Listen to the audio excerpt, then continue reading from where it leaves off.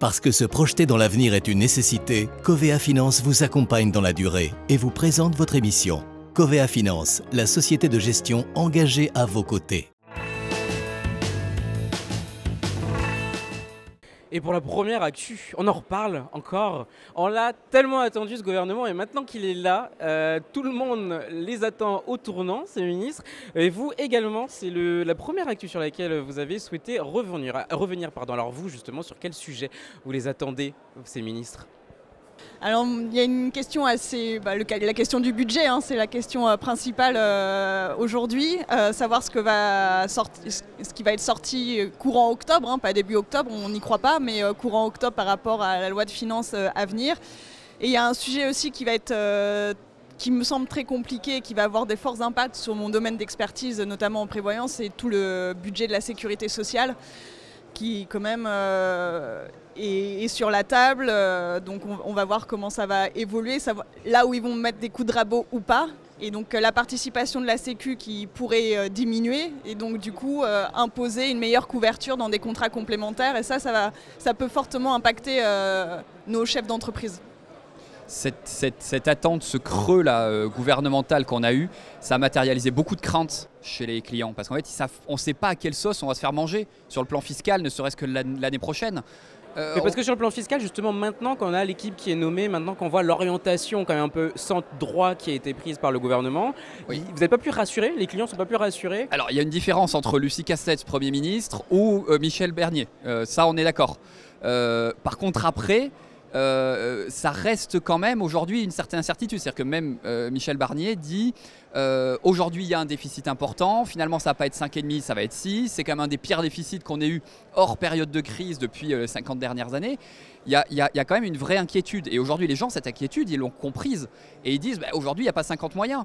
Soit on augmente les impôts, soit on diminue les dépenses. Donc la question c'est, est-ce que c'est la protection sociale qui diminue ou est-ce que c'est les impôts qui augmentent? Hortense, la deuxième actu sur laquelle tu voulais revenir, toi, c'est sur les décrets de la loi sur le partage de la valeur qui ont été publiés en juillet dernier. Oui, alors ça c'est un peu mon sujet phare de cette année. C'est un peu ton dada toi aussi. Voilà, c'est même une passion, on peut le dire. Vous verrez comment elle creuse les conditions générales. Elle est tellement contente de trouver les choses qui ne vont pas. Voilà, non, c'est une loi au final qui date de décembre 2023, mais le décret a mis énormément de temps à sortir. Il est sorti début juillet, donc peut-être un petit peu passé à la trappe. Et surtout, c'est un sujet qui intéresse, on entend, mais à chaque fois on voit ça d'une manière très complexe, alors que cette loi nous permet de faire des choses extraordinaires de manière très simple.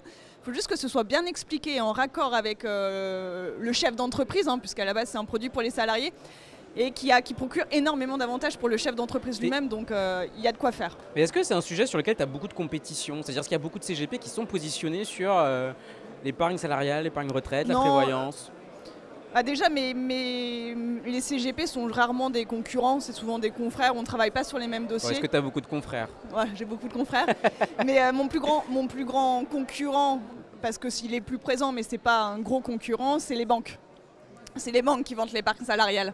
Donc là, c'est vrai que la loi permet... la loi est expérimentale d'ailleurs, jusqu'en 2028, et permet de proposer des offres très sympas. Ça va, je pense, ouvrir un peu le marché avec mes partenaires, puisque il y a des partenaires qui existent. Il y en a certains avec qui je bosse très bien, d'autres avec moins, mais ils ne sont pas nombreux par rapport à un marché comme l'assurance vie. Et en tout cas, il y aura des choses à faire. Ça va forcément avoir un impact positif, cette loi. C'est relativement peu margé par rapport à d'autres produits aussi. Il faut voir ça, c'est qu'il y a aussi les CGP qui cherchent de la marge. Et objectivement, ça rapporte relativement peu, donc ça implique de mettre de l'honoraire. Donc là aussi, tu vois, tu parlais tout à l'heure des fintech et autres. Comment? Il faut que ça soit davantage rémunérateur. Non, il faut avoir la capacité de vendre de l'honoraire à des clients pour que ça soit rémunérateur. Donc, si jamais tu apportes pas une qualité de conseil qui est suffisante, tu vendras pas ton honoraire. Donc, il y a des CGP aujourd'hui qui y vont pas. Et c'est dommage, très dommage. Oui, et puis c'est du suivi, beaucoup de suivi. Il y a un produit que les CGP aiment bien d'habitude. Bon, plus trop en ce moment, mais jusqu'à là, ils aimaient bien. Ah, les SCPI, c'est votre troisième sujet. Le sujet sur lequel vous avez souhaité revenir, le rebond contrasté des SCPI. Alors, rebond contrasté, parce qu'effectivement, on l'a vu, le deuxième trimestre, il y a eu une petite augmentation de la collecte. C'était la première fois depuis un an qu'on voyait ça. De l'autre côté, des baisses de prix de part encore très importantes. Et en parallèle, des sociétés de gestion qui vous font, à vous, CGP, des ponts d'or pour relancer la collecte. Alors, dites-moi tout sur ce sujet des SCPI. Pourquoi revenir dessus aujourd'hui? C'est assez il faut voir que le monde de la SCPI s'est scindé en deux. Il y a celles qui sont en grande difficulté aujourd'hui, qui ne collectent plus, qui sont obligées de vendre, qui en plus décollectent parce qu'elles ont fait des mauvaises perfs. La mauvaise perf attire de la décollecte attire la mauvaise perf parce qu'il faut vendre dans une période de crise. Donc ça, c'est une catastrophe. Et aujourd'hui, il y a les nouvelles SCPI qui se montent. Les nouvelles SCPI qui, elles, au contraire, collectent assez fortement aujourd'hui et qui rentrent dans ce creux de marché qu'on a aujourd'hui. Donc pour elles, c'est royal parce qu'elles rentrent dans ce creux de la vague, elles achètent des immeubles qui parfois sont occupés, avec des bons rendements, enfin c'est extrêmement confort.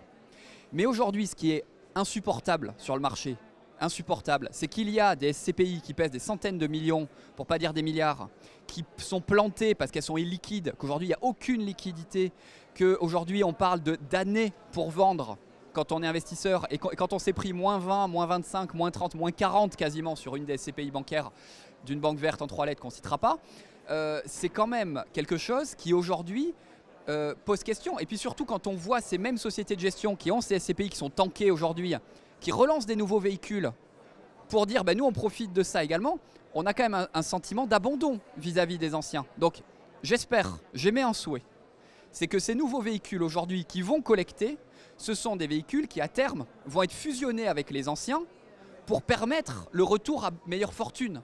C'est vrai que pour l'instant, on n'a pas beaucoup vu ça, hein, des fusions de SCPI.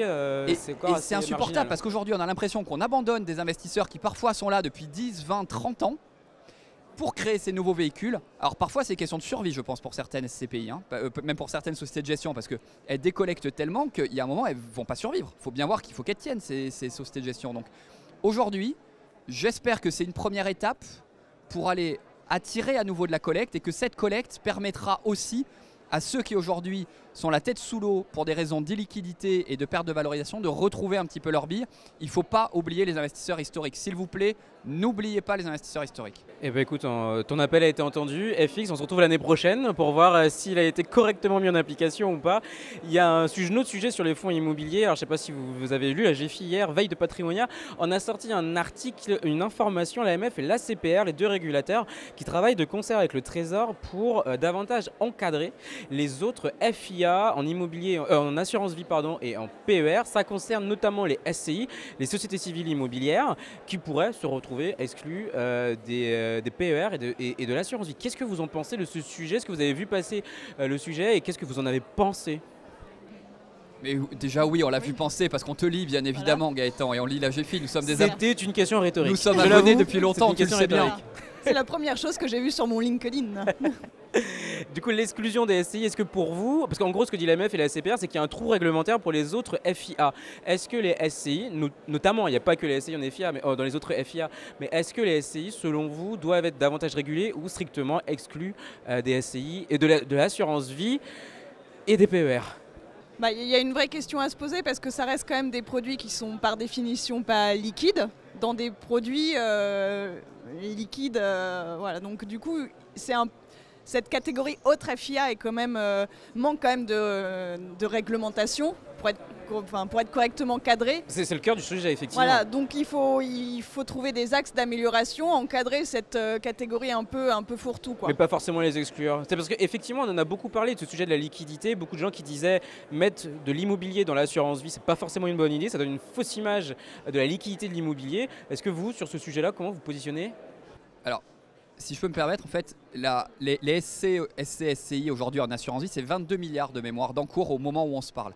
Donc, il y a un intérêt parce que ça amène de la diversification et il y a une envie aussi d'investir, que ce soit des conseillers ou des clients qui ont envie aussi d'avoir de l'immobilier pour diversifier. C'est un moteur de performance différenciant. Donc, c'est pas quelque chose qui n'a pas de sens sur le plan économique. Donc il faut les garder plutôt et mieux les encadrer. Voilà, par contre, il faut les encadrer. C'est absolument anormal aujourd'hui la liquidité qu'il y a sur ces sociétés civiles.